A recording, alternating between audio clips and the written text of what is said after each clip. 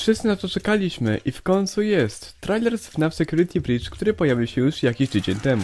I jakby ktoś się pytał, czemu teraz dopiero go omawiam, oczywiście znacie mnie, wszystko ja robię z opóźnieniem, aby wszystko dokładnie sobie przeanalizować. A tak naprawdę nie miałem czasu. A teraz przejdźmy do analizy. Nowy trailer pokazuje nam dosyć dużo istotnych rzeczy. Najpierw warto wspomnieć o fragmencie rozgrywki, w której oczywiście nie mogło zabraknąć uciekania przed animatronikami. Niestety prawdopodobnie się myliłem i nie powstaną kolejne 2 epizody kreskówki. Pełna data gry została ujawniona w najnowszym trailerze do FNAF Security Breach i data premiery to 16 grudnia, czyli jeszcze w tym roku. Więc jeśli już znamy datę, to moim zdaniem jest bardzo mała szansa, aby kolejne 2 epizody kreskówki powstały. W kreskówkach dostawaliśmy zgliczowane zdjęcia zniszczonych animatroników, a w trailerze, kiedy chłopiec ucieka przed Glamrock Chicką, możemy zobaczyć, jak Glamrock Chica zostaje brutalnie zgnieciona pod prasą hydrauliczną. I mimo to, że została zgnieciona, to później w trailerze jest idealnie pokazane, że prasa hydrauliczna nie sprawi, że animatronik przestanie interesować się swoją ofiarą. Bo jak widać później na nagraniu, Chica może normalnie funkcjonować i dalej atakować naszego biednego Grześka. Dostaję fragmenty animacji Chiki, jak przechodzi między pomieszczeniami, a Gregory ją obserwuje. Jest też scena, w której Glamrock Chica wykonuje dziwne ruchy, jakby coś zbierała z ziemi, ale co mogła tak naprawdę robić, tego dopiero się dowiemy. Z perspektywy Grzesia to jedynie było widać, jakby coś jadła z tej ziemi, ale co, nie wiadomo.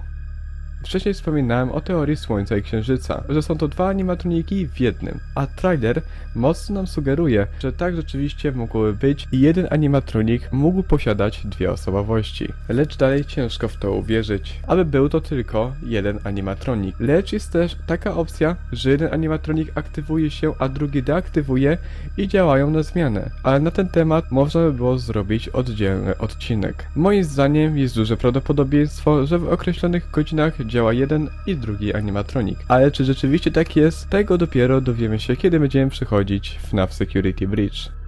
W trailerze Glamrock Freddy jest przedstawiony jako Freddy Fazbear, co oczywiście nie powinno być dla nas żadnym większym zaskoczeniem. Cały czas firma używa Freddy'ego Fazbeara jako markę firmy. Lecz co jest bardziej ciekawe, to ten moment, kiedy jest widoczny fakt, że Freddy posiada jakiś defekt. I nie wykluczam, że ten błąd może powodować, że ten animatronik jako jedyny chce pomóc Gregoriemu wydostać się z lokalizacji, tak aby inne animatroniki nie zrobiły mu krzywdy. Nawet w jednym momencie możemy zobaczyć, jak Gregory chowa się przed Rockstar Chicą w ciele Glamrock Freddy'ego, a nawet sterować później samym animatronikiem, kiedy Gregory jest już w środku. Tutaj możemy zobaczyć wizję, kiedy Gregory znajduje się w animatroniku. Widać, że mamy baterię, która jak się wyczerpie w nieodpowiednim momencie, to może fatalnie to się dla nas skończyć. Jest możliwość, że gdy bateria się wyładuje, to będziemy musieli wyjść z animatronika, aby mógł z powrotem naładować baterię.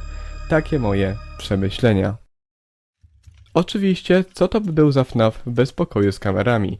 Tutaj widzimy prawdopodobnie miejsce, które wszyscy doskonale znamy, a mowa tutaj oczywiście o biurze ze strony Security Breach TV. Nie mogło też zabraknąć kamer i animatroników przechodzących pomiędzy nimi. Wielu ludzi poirytowała słaba jakość kamer i animacji ruszających się animatroników na nich, ale moim zdaniem nie jest to aż tak istotne przy tym, co gra będzie nam miała do zaoferowania. Jeszcze co ważne, na kamerach widzimy coś takiego jak misję, czyli oznacza to, że będziemy musieli zrobić odpowiednie czynności, aby przejść dalej. Ale od kogo możemy dostać te polecenia? Najprawdopodobniej od samego Freddy'ego. Tak jak i od niego możemy dostać wiadomości. Kolejna opcja obok naszych misji. Naprawdę już się nie mogę doczekać, jakie misje i wiadomości przygotowali dla nas twórcy gry.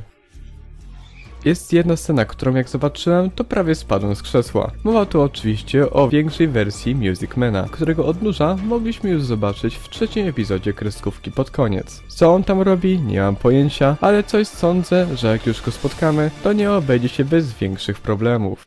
Nie mogło jeszcze zabraknąć animacji tańczącej samej Vani. Pokój, w którym możemy ją zobaczyć, moim zdaniem wygląda bardzo spoko, dodaje ten mroczny klimat, po prostu idealnie. Chwilę później dostajemy jumpscare animatroników, które prawdopodobnie wcześniej funkcjonowały na terenie lokalizacji. Trailer pokazuje nam strasznie wiele pomieszczeń do przejścia, mechanik uciekania przed animatronikami i na pewno ukrytych zakończeń gry. Na samym końcu bardzo was przepraszam, że ten materiał jest stosunkowo krótki, ale postanowiłem, że chcę dla was ten materiał nagrać jak najszybciej jako takie wprowadzenie, a poszczególne elementy traileru będziemy rozwijać i analizować w następnych odcinkach. A na dzisiaj to na tyle, ja wam bardzo dziękuję za oglądanie i widzimy się już w następnych materiałach.